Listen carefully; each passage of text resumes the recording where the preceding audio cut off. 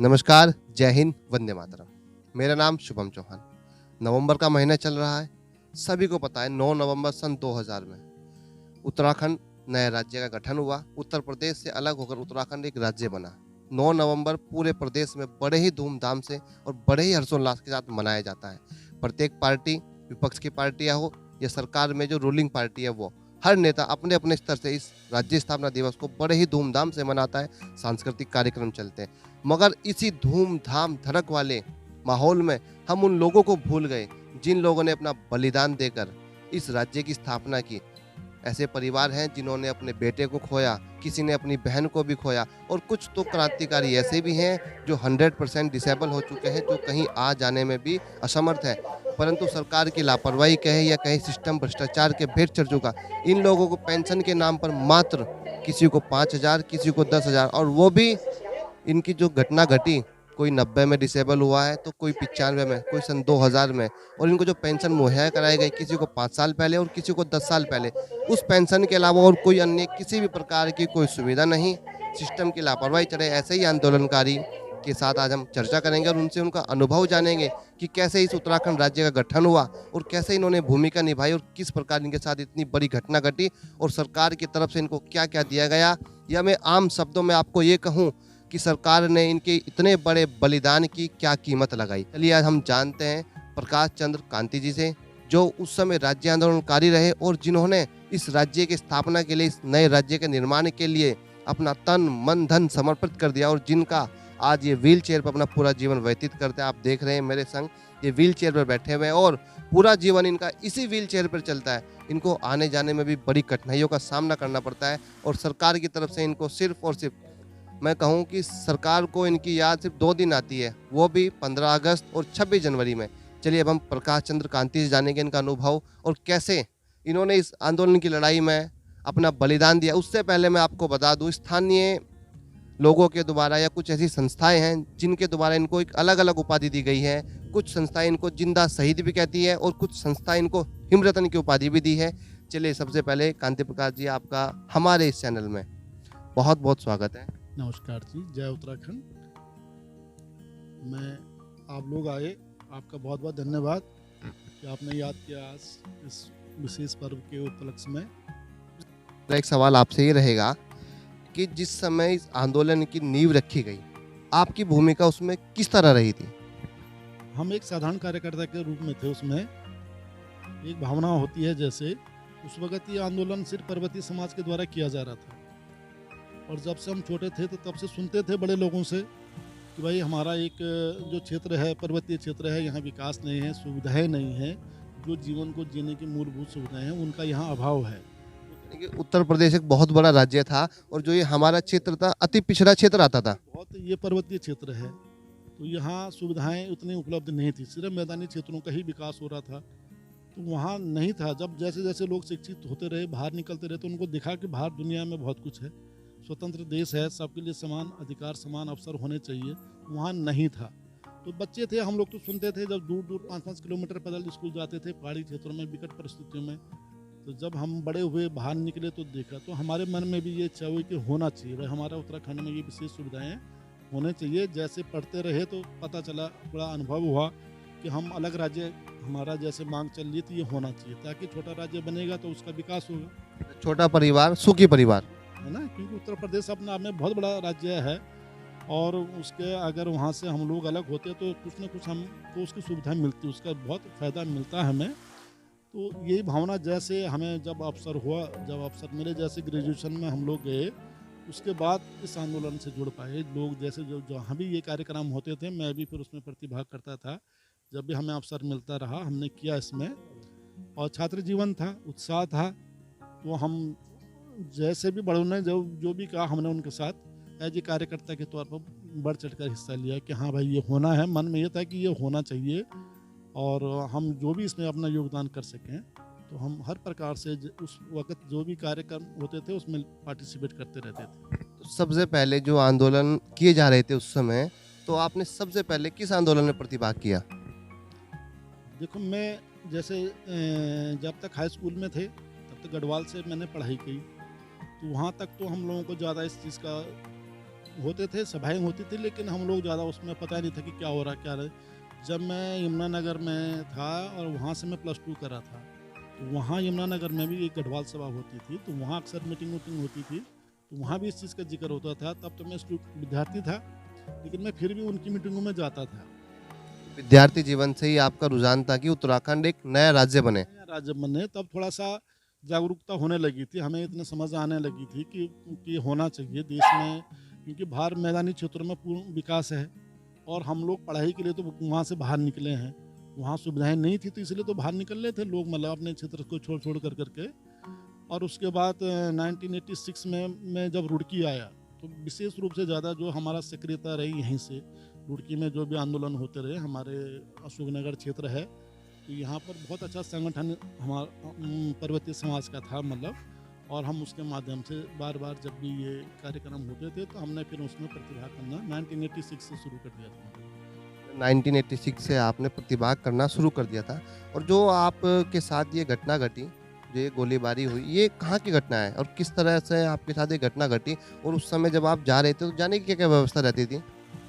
नहीं, कहीं भी आना जाना हो तो ये तो संगठन करता था, मतलब गाड़ी वाड़ी की व्यवस्था सब संगठन लोग करते थे। हम तो विद्यार्थी थे, तो हमारा तो काम सिर्फ ये होता था कि भाई कि जो भी वो कार्य हमें बता देते थे कि भाई ये संदेश यहाँ से वहाँ पहुँचाना है, या ये काम करना है, वहाँ बैठने की व्यवस्था करनी है, वहाँ किसी खाने पीने की व्यवस्था करनी है, तो जो कार्यकर्ता के तौर पर होता था हम वो काम करते थे।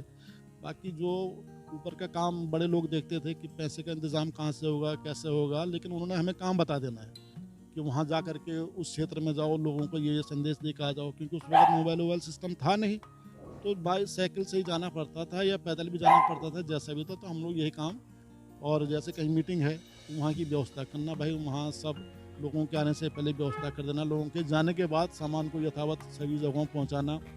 और जब मीटिंग होती थी तो वहाँ विचार भी अपने अपने रखे जाते थे, हमसे भी पूछा जाता था भाई कि क्या। तो कई बार हम लोगों ने फिर अपने कई संगठन भी, युवा संगठन भी उसमें अलग से बना, तो वहाँ भी हमें फिर जिम्मेवारी मिली थी। और एक हम लोगों ने उस वक़्त जब आंदोलन का प्रारंभ था, तब एक यूकेएलएफ कर के एक संगठन बना था हमारा, उत्तराखंड लिबरेशन फ्रंट बना था। और मुझे उसका मतलब वो हरिद्वार जिले का उपाध्यक्ष उस वक़्त बनाया गया था, है ना? जैसे हमने यहाँ पर आए आपके पास, उससे पहले हम आस-पास के लोगों से मिले। कुछ लोग आपको यहाँ पर जिंदा शहीद भी कहते हैं। ये उपाधि आपको किसने दी और क्यों दी? नहीं, जैसे हमारे जितने भी आंदोलनकारी संगठन हैं या जो हमारे आंदोलनकारी साथी हैं लोग, तो अब वो ये चोट लगने के बाद एक समझे, ये एक ये डॉक्टरी लैंग्वेज में इसको कहें तो मतलब ये इक्विवेलेंट टू डेथ है। तो 100% किसी की डिसेबिलिटी हो गई और आने जाने में मैं अब स्वयं तो समर्थ हो नहीं, तो उनका ही ये मान सम्मान है, उन्होंने जो मुझे दिया है, मतलब वो कहते हैं सभी लोग, तो उन्होंने मेरा जब भी वो मुझे प्यार से या अपने उससे कहते, स्नेह से कहते, तो इस नाम से मुझे पुकारते हैं। जिंदा शहीद। तो एक कुछ संस्था ने आपको, चंडीगढ़ की कोई संस्था है, हमें जानकारी मिली थी, उसने आपको हिमरत्न की उपाधि भी दी। चंडीगढ़ में एक गढ़वाल सभा का एक गढ़रत्न करके वो है, वो देते हैं, मतलब उन्होंने अपने वहाँ भी हमारे कोई परिचित थे, वहाँ उन्होंने ये कभी ये बात रखी होगी भाई कैसे ऐसा है। और तो उन लोगों ने भी वहाँ से गढ़वाल सभा के माध्यम से उन्होंने मुझे एक हिमरत्न नाम से एक उपाधि उन्होंने दी मुझे। और फिर बाद में मैंने उसी नाम से विद्यालय का अपने स्थापना करी है, मतलब। तो आज मैं उसी नाम से विद्यालय भी चला रहा हूँ, जूनियर हाई स्कूल मेरे पास है, मैं उससे चला रहा हूँ। यानी कि जिंदा शहीद, हिमरतन और न जाने जनप्रतिनिधि या न जाने जनता के लोगों के द्वारा आपको किन किन नामों से बुलाया जाता है, आपको विशेष सम्मान भी दिया जाता है। अच्छा, आपके साथ जो घटना घटी वो कौन सी दिनांक थी और कहाँ पर ये आपके साथ घटना घटी? देखो, आप सभी लोग तो अब पूरे देश में सभी जानते हैं कि 2 अक्टूबर 1994 जो रामपुर तिराहा मुजफ्फरनगर कांड हुआ, है ना? तो ये देश के इतिहास में सबसे ज़्यादा जघन्य कांडों में से मतलब इसको माना गया है, पूरे विश्व ने इसकी आलोचना करी थी। और उस वक़्त हम सभी उत्तराखंडी लोग जितने भी पृथक राज्य की मांग को लेकर के 2 अक्टूबर को दिल्ली में एक महारैली होने जा रही थी। लेकिन तत्कालीन जो केंद्र सरकार थी, कांग्रेस की सरकार थी, पीवी नरसिंह राव उस टाइम प्रधानमंत्री होते थे, और जो हमारे उत्तर प्रदेश की राज्य सरकार थी, यहाँ मुलायम सिंह मुख्यमंत्री थे। ये लोग बिल्कुल भी नहीं चाहते थे कि हम लोग वहाँ कोई रैली कर पाएँ।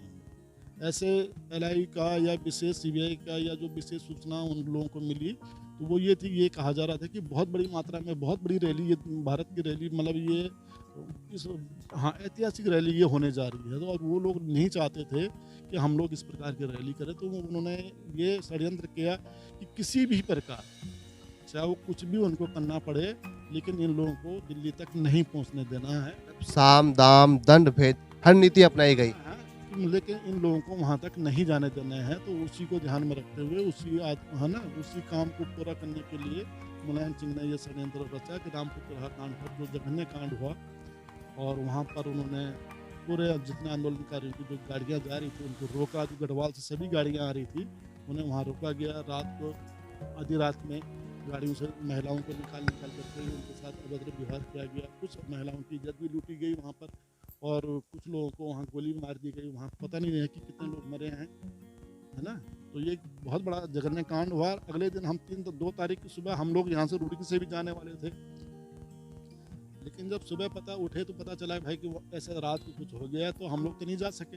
तो 2 तारीख से ही रुड़की में बहुत आंदोलन प्रदर्शन उनके इस कांड के विरुद्ध में हुआ, और 3 तारीख को भी यही सब कुछ हो रहा था। हमें ये पता चला था 2 तारीख को कि वहाँ से कुछ डेड बॉडी आई है, और वो यहाँ रामनगर सिविल हॉस्पिटल में है और जो डेड बॉडी आई हैं उसमें से कुछ डेड बॉडी गायब कर दी गई है। तो सारा यहाँ से लेकर अशोकनगर से लेकर के पूरा रुड़की का जितना भी पर्वतीय समाज है वो सब एकत्रित होकर के पहले तो सिविल हॉस्पिटल गया, और सिविल हॉस्पिटल से जब वापस आ रहे थे तो फिर पुलिस ने हमको बेसम तिराहा पर घेर दिया। हम एक मतलब जन समूह जो है वो एसडीएम के पास जा रहा था, हमने वहाँ ज्ञापन देना था। ज्ञापन देने के लिए आप जा रहे थे? शांतिपूर्ण जुलूस जा रहा था, उसमें कोई वो नहीं था, मतलब कोई ऐसे हम लोग कुछ ऐसे उपद्रव हम नहीं कर रहे थे। अब उत्तराखंडियों का सबका मूल स्वभाव बिल्कुल उपद्रव का होता ही नहीं है। अच्छा, उत्तराखंड के जितने भी लोग रहते हैं उनका स्वभाव बड़ा ही प्यारा मृदुल व्यवहारी होते हैं। लोग संवैधानिक दायरे में काम करने वाले व्यक्ति हैं, और हमको उस दिन में हमारे जितने भी अग्रणी थे जो हमसे बड़े थे सब ने यही कहा था भाई कि हम लोग वहाँ देखेंगे पहले सिविल हॉस्पिटल में कि वहाँ वाकई बॉडी गायब हो गई तो कहाँ गई, और फिर हम ज्ञापन देंगे एसडीएम साहब को। तो वापस जब आ रहे थे तो बीएसएम तिराहा पर एक अग्रवाल सीमेंट की दुकान है, वहाँ तिराहा है, वहाँ पुलिस ने पहले से ही पुलिस छतों में चढ़ी हुई थी, पोजीशन लेकर बैठी हुई थी। आपको अंदाजा भी नहीं था कि आप शायद अब इतनी बड़ी घटना घटने वाली है। उसको हमें रोकना ही होता तो सड़क पर रोकती। अटैकिंग मोड में थे आप लोगों को, बस ताकि इनको सबक सिखाना है, इनको कुछ करना है। मुलायम सिंह का ये आदेश था कि मतलब किसी भी प्रकार से हो इनका दमन करो, मतलब कोई उत्तराखंडी, और उस वक्त उत्तराखंडी नहीं कहते थे बल्कि हमको पहाड़ी करके विशेष करके ऐसे शब्दों से वो करते थे। तो यहाँ के कर्मचारी लोग भी थे और जो पुलिस वाले भी थे वो भी इसी उस नाम से हम लोगों को ज़्यादा संबोधित करते थे। तो उनका एक ही मकसद था कि इनको मारो पीटो और इनको आगे तक नहीं जाने देना है। तो वहाँ पर उन्होंने अचानक ही हमें रोका। जब अवरुद्ध हुए तो कुछ आक्रोश जनता में हुआ, भाई इसी में उन लोगों ने गोलियाँ चलाई थी वहाँ पर हमें। तो उस दौरान आपको गोली कहाँ पे लगी? उस वक्त मुझे 3 गोलियाँ मेरे को लगी जो है, एक तो मेरे इधर हाथ से निकल गई, इधर तो टच करके जैसे ऐसे छिलका थोड़ा सा, एक पैर बंद की, एक गोली मेरे छाती में लगनी है। 3 गोली आपको? वो पार निकल गई, तो उससे मेरा मेन डैमेज उसी से हुआ। आर पार गोली चली गई मेरी रीढ़ की हड्डी में। हाँ, उसने डैमेज कर दिया। तो मैं एट ए स्पॉट उसी के टाइम मैं गिर गया नीचे। तो एकदम से तब से यहाँ से नीचे मेरा ये लो चेस्ट जितना यहाँ से है ना ये पोर्शन, यहाँ से नीचे ये सब डेड है ये पोर्शन। चेस्ट नीचे का सारा शरीर आपका काम करना बंद कर दिया उस घटना के बाद से? इधर का आज तक ये ऐसी है, इसमें कोई सुधार भी नहीं है, बस मेरे हाथ चलते हैं यहाँ से ऊपर थोड़ा ठीक है बस। बड़ा ही दर्दनाक हादसा था और बड़ा ही भयानक मंजर था। 1994 का है ये, और बीएसएम तिराहा रोड का मामला है। तो जो आपके साथ इतनी बड़ी घटना घटी और इसका जो समय उपचार का खर्च किसके द्वारा किया गया? देखो ये तो परिवार का ही उठाना पड़ा, इसमें सरकार की तरफ से कोई भी हमें हेल्प नहीं मिली। और कुछ हमारे अपने जो राजनीतिक अपने सामाजिक संगठन थे उन लोगों ने भी मेरे को अपने स्तर पर थोड़ा बहुत मदद करी है, लेकिन सरकार ने इसमें कोई हमारी हेल्प नहीं करी। हम लोगों ने अपना यहाँ से मेरठ गए, मेरठ से दिल्ली गए, फिर और प्राइवेट अस्पतालों में जाना पड़ा, कई जगह जाना पड़ा। 5-6 महीने तो लगातार अस्पतालों के चक्कर कटे, तो वो स्वयं ही करना पड़ा, अपने स्तर पर नहीं करना पड़ा। जैसे 9 नवंबर आने वाला है हर राजनीतिक पार्टी राज्य स्थापना दिवस को बड़े ही धूमधाम से मनाती है। हर कोई अपने अपने स्तर से सांस्कृतिक कार्यक्रम करता है, पर ऐसे आंदोलनकारी को हर कोई भूल जाता है। मैं आपसे एक सवाल जानता हूँ, थोड़ा पर्सनली भी है और थोड़ा सा चुभने वाला भी है, जो लोग हमारी इस वीडियो को देख रही। आपने इतना बड़ा बलिदान दिया, सरकार ने आपकी इस बलिदान की क्या कीमत लगाई? देखो, ऐसे तो हमने इनसे कुछ चाहा नहीं था। हम तो ये चाह रहे थे कि चलो जो हमारा हो गया है, हमारा पर्वतीय समाज ज़्यादातर आपने देखा होगा या सुना होगा कि वहाँ आर्मी पर्सन्स बहुत ज़्यादा, हर परिवार से एक दो आदमी सबके सेना में हैं। तो पारिवारिक माहौल थोड़ा सा देशभक्ति का रहता है। तो मुझे मतलब जब ये चोट चाट भी लगी तो एक तरफ तो ये था कि चलो मतलब शरीर से तुम्हें ऐसा हो गया, लेकिन दूसरी तरफ मैं एक अच्छा अनुभव भी करता था अंदर अंदर कि भाई मुझे देश के अपने मातृभूमि के लिए कुछ करने का अवसर मिल गया और मैंने कर दिया। मतलब जो भी हो गया मुझे इसका अफसोस भी नहीं होता था। मैं अंदर अंदर बहुत प्रसन्न भी रहता था इस मामले में कि ठीक है, चलो अच्छा है, जो हो गया अच्छा ही हुआ मेरे को। क्योंकि मैं सेना में पहले जाना चाहता था, मैं सेना में मैं जा नहीं सका, है ना। मेरी बड़ी इच्छा थी कि फौज में जाऊँ, वहाँ जॉब करूँ मतलब, लेकिन वहाँ ना जा सका। यहाँ हो गया तो मुझे लगता था कि मेरा काम पूरा हो गया, जो मुझे करना था वो हुआ। और हम ये चाहते थे कि उस वक्त तो युवा थे, हम चाहते थे राज्य जैसे बने। अब राज्य बनेगा, अच्छा बनेगा तो सब लोग जैसे जैसे जो जिन चीज़ों के जिन उद्देश्यों के लिए राज्य का निर्माण के लिए हम लोग मांग कर रहे थे वो पूरे होंगे, ये हमारे दिमाग में था। मतलब तो ऐसा तो हम नहीं चाह रहे थे कि हमें कुछ मिले, मतलब या कुछ विशेष हमें दे दें। हम फिर भी इतना बड़ा बलिदान दिया, फिर भी जीवन यापन करने के लिए आप किसी पर सहारा ना बने, उस लिए भी सरकार को आपको कुछ विशेष सुविधाएं देनी चाहिए। तो सरकार ने कोई कीमत का आकलन किया, कोई सुविधा आपको दी गई उस समय? नहीं, सुविधा का तो हमें ये था कि वो हमारा पूरा ख्याल रखेगा। हमें ये नहीं था कि वो क्या करेगा, हमें ये था वो हाँ हमारा अब पूरा जिम्मेदारी तो वो हमारी लेगी। मतलब अगर हम ऐसे हो गए, ये जिम्मेदारी सरकार ने। ये सरकार को मतलब हमारे दिमाग में ये था कि उन्होंने लेना ही लेना है ये तो हम लोगों ने कोई गलत काम तो किया नहीं है ना। वो हमें तो बहुत प्रायोरिटी के बेस पर वो हमारा हम इतने खुश थे कि अब तो हमारे मतलब और भी माँ बाप मिल गए, बड़े माँ बाप मिल गए, वो हमारी देखभाल करेंगे।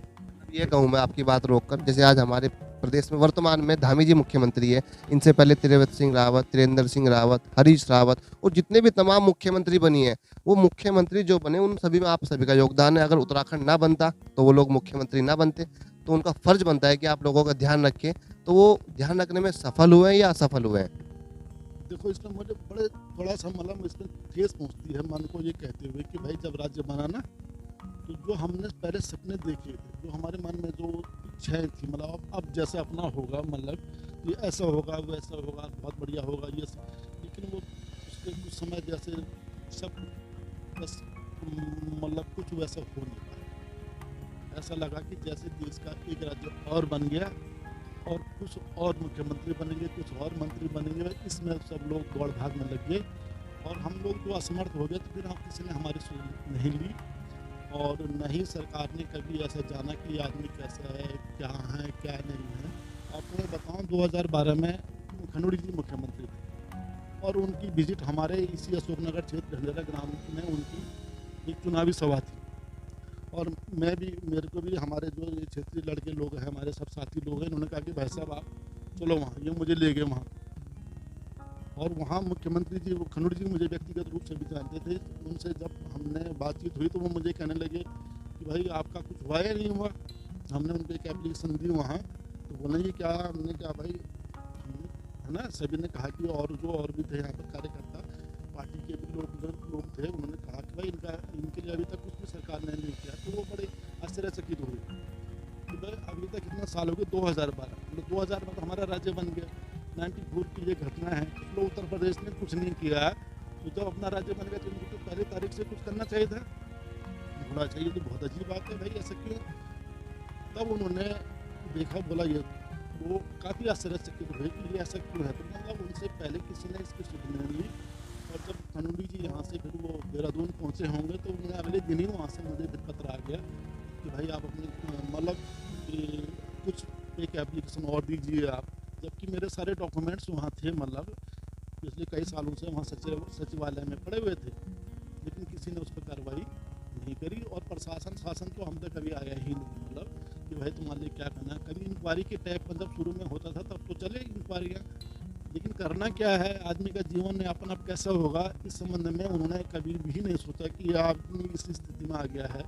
अब इसका क्या होगा, उसको कौन देखेगा, इसका 100% डिसेबल है। मेरा प्रत्येक काम के लिए मुझे दूसरे की हेल्प लेनी पड़ती है, गिलास भी उठाना होगा तो दूसरा देगा मुझे, है ना। तो उन्होंने इस चीज़ के प्रति किसी ने कोई ध्यान नहीं दिया। फिर 2012 में जब खनूर जी का ये विजिट हुआ, उसके बाद उनसे मुलाकात हुई, तब जा करके मेरी 10,000 रुपये मैंने पेंशन। 1994 में आपके साथ ये घटना घटी, 2000 में उत्तराखंड राज्य का निर्माण हुआ और 2012 में आपको सुविधा मिलनी शुरू हुई, वो भी कितनी? 10,000 रुपये मुझे मिलती हैं मात्र, है ना। जबकि हमारा बहुत ज़्यादा इसमें खर्चा हो जाता है, मेरा इलाज में लाखों रुपए खर्च हुए हैं।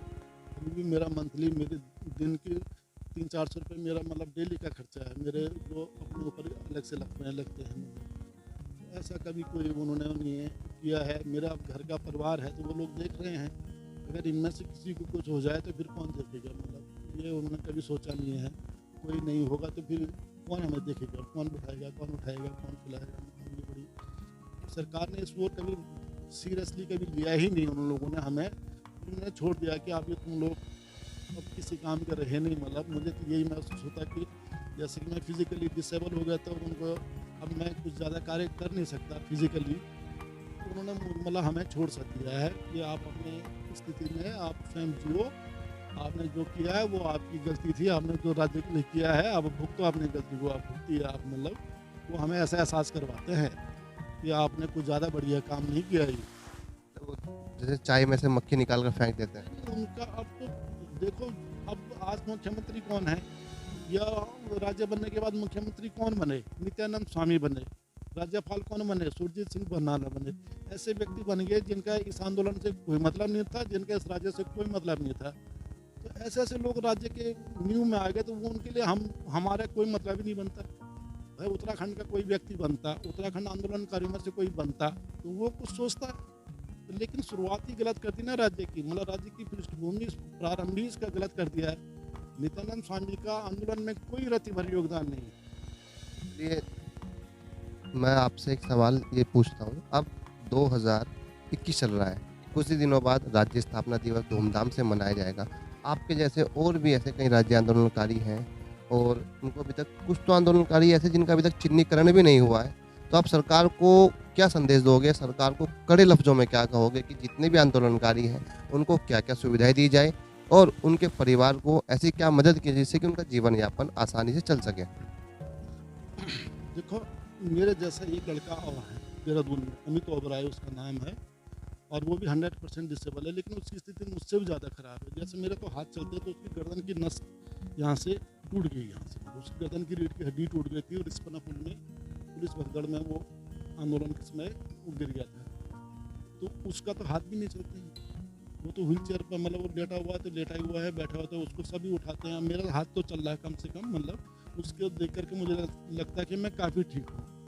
लेकिन सरकार को सोचना चाहिए। उसके बाद उसकी माँ 78 साल की है और उसके घर में और कोई नहीं है, तो कल को बुढ़िया मर गई, कोई है, उसके पिताजी बैंक में नौकरी करते थे, उनको कुछ पेंशन मिलती है, 4 नौकर उन्होंने रखे हुए उसको 24 घंटे के लिए, और 10-10, 12-12 हज़ार का वो उनको दे रहे हैं, है ना।